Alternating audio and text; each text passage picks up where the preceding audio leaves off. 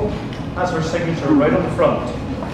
She was really proud of this liquid, really proud. It took her years to develop. So she actually signed the front of the bottle to say, I've made this, I'm very proud of it. So you guys hopefully should all have a glass of this in front of you now. I'd love you to pick up that glass and give it a quick smell. So you might notice the colour is fairly similar. The aroma is a little bit different though, I think. For me, I still get a lot of that beautiful fruitiness, but there's a little bit of spice, a touch of tannins, a little hint of oak. For me, I also get a little bit of nuttiness coming through, like almonds and Brazil nuts, that kind of little subtle nuttiness coming through. Do you guys agree? Or you think I'm crazy? Well, gotta be drinking responsibly. Have a taste, and when you taste it, a lot of those aromas I described should come through as well. So give it a taste now. And when you taste it, it's quite good to move it around your mouth. Don't just swallow it straight back. Move it around, let it coat your palate. You've got taste buds all over your mouth. Let them all access the flavors, and then swallow it. See what you think. This one, again, you get a little bit more, I would say, of the dryness just at the side of the palate, but then that lovely caramel toffee sweetness comes through. So it actually kind of changes in the mouth. And again, I think that's testament to the complexity and depth of character with this liquid. What do you guys think? Do you like this one? Yeah? I think it's beautiful. I think Maureen did herself very proud when she created this one. Okay, so that is one of our single malts, one of our best-selling single malts, which I absolutely adore. But we do so much more at Diageo than just single malt scotches.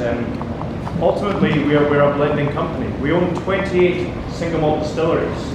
Okay, 28, by far more than any other company in the industry. And the reason we own them is for two reasons. One is to make great single malts, of course. But two is because we also own some of the best-selling blended scotches in the world. Johnny Walker being one of them.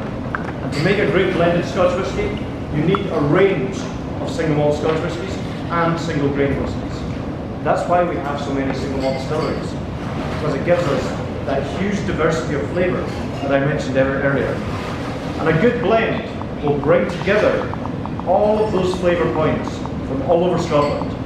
So it'll bring together some of the light, delicate notes from the lowlands, some of those richer, more elegant, fruity notes maybe from Speyside, some of the quite interesting, quite unusual notes from the Highlands, and of course, the West Coast and Islay, those smokiness. A good blend will bring them all together in perfect harmony. And Johnny Walker, I think, is a very good blend and does that very, very well. The Walker story is something that, again, as an industry, we're very proud of. Johnny Walker, or John Walker, I should say, set up the Walker's business back in 1820. He was only 15 years old at the time. Think back, guys, what were you doing when you were 15 years old? Don't tell me that. Probably nothing as impressive as setting up a global Scotch brand. I certainly was not, okay? I know I wasn't doing that at 50. I was playing on a BMX probably. He set up a global Scotch whisky brand. He began very small, very humble beginnings. He started in a small grocery store. He actually started blending teas to create complex flavours he could replicate time and time again for consistency. And eventually started playing around with Scotch whiskies and blending them and making something that he could be very proud of. Proud enough to put his name on it, John Walker and Sons. He wasn't just making a great liquid, he was making a great liquid which was consistent time and time again. Back then, single malts would vary from one week to the next. Sometimes it'd be amazing, sometimes terrible. John Walker wanted to create something that consistently tasted the same and tasted great. And he created his blended scotches based on that ethos. The business grew. His sons took over and their grandsons took over. And it grew and grew. And as I mentioned earlier, you now find Johnny Walker in pretty much every country in the world. I'll be very disappointed the day I go to a country and don't find it. It hasn't happened yet. Okay? So the first one of these two expressions of Johnny Walker we're going to look at is Johnny Walker Black Label. And that is our 12-year-old blended Scotch whisky. And something I should clarify, a lot of people think that when they see a Scotch whisky with a number on the bottle, like 12 years old, a lot of people think that's the average age of the contents, or maybe everything in the bottle is 12 years old. That's not the case. Under Scottish law, if you're going to put an age on a bottle of Scotch, that is the age of the youngest ingredient in the mixture. Okay? So we're using many, many whiskies to make Johnnie Walker Black Label. The youngest one of them is 12 years old. And that's the rule that we have to abide by in Scotland. And that applies to single malts as it does grain whiskies. So similarly, Singleton 12-year-old, all from one distillery, yes? But there could be Singleton 13 or 14 in there as well. The youngest part is what you see on the label. Now when you're tasting Johnnie Walker is really a blend of Scotch that is highly admired across the industry. It's been described by some of the greatest whiskey writers in some beautiful terms over the years. One whiskey writer described it as the Everest of Scotch whiskies. Another described it as the Rolls Royce of blended Scotch. One of my favourites was a chap called Jim Murray. He described Johnnie Walker Black Label as Michelangelo's David of blended Scotch. Now these are pretty lofty accolades, I think. That's some pretty high praise from some of the most renowned critics in the world. So we're very, very proud of that. Whenever I speak to our master blender for Johnnie Walker, he talks about Black Label as being his base. This is his centre that he always goes to. When he's looking to develop new expressions, this is where he begins, with Black Label. Because he sees it as being at the epicentre, at the core of Johnnie Walker, and at the core of great blending. It's something he's very proud of. He's a lovely guy. His name is Jim Beveridge. And I kid you not, that is his real name, okay? Jim Beveridge. He's our master blender for Johnnie Walker. He's been doing it for, I think, 34, 35 years now. The guy's an absolute genius. He's a scientist, of course, but he's also, I think, an artist as well. The guy is amazing.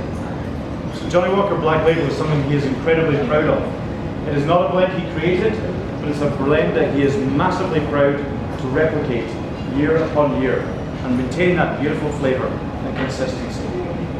So you guys should all have a glass of that in front of you by now. So you can pick up the Johnnie Walker Black Label. Give it a smell. And think about what I talked about. Think about the diversity of flavour all coming together. I sometimes describe Johnnie Walker Black Label as Scotland in a glass. You have flavours from every corner of Scotland, every style, coming together and working in beautiful harmony. It's actually a very approachable Scotch. It's great on the rocks. I quite enjoy it with a little bit of ginger ale. There's no right or wrong way to enjoy your Scotch whiskies. Try this with soda and lots of ice. Try this with ginger ale. You might be surprised. It's a beautiful style of drink.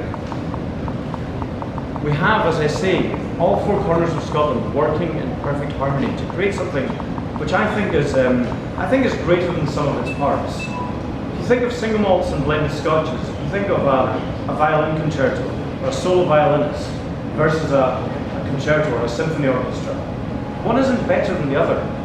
They're just different styles. So with a single malt, you really have one flavour from one specific place, and that's beautiful. It's great to do that. But all of these flavours coming together and working in harmony, I think, is also a really beautiful thing. So give it a smell. You'll pick up on some of the things I mentioned. You'll definitely get that fruitiness and richness. You should get that signature smoke. The Walker range is renowned for having that smoky element.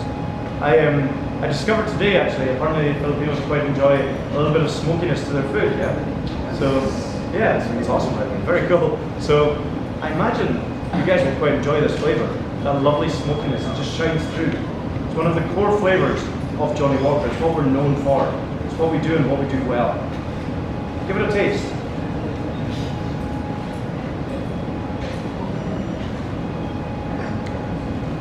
And when you taste it, it's beautiful. It's got richness, it's got a subtle intensity, it's got that beautiful smoke on the sides of the palate, and it's got a really lovely lingering aftertaste. This one does hang around for a little bit of time. I don't think that's a bad thing though, I think that's a beautiful thing. It's a reminder of what you just enjoyed. I would ask you to take a sip of water now, because the last whiskey we're going to look at is Johnnie Walker Gold Label Reserve. Okay? And this is something that we launched relatively recently, certainly in the past few years. And Johnnie Walker Gold Label Reserve is something which Jim Beveridge got very excited about creating. Because one thing that Jim loves to do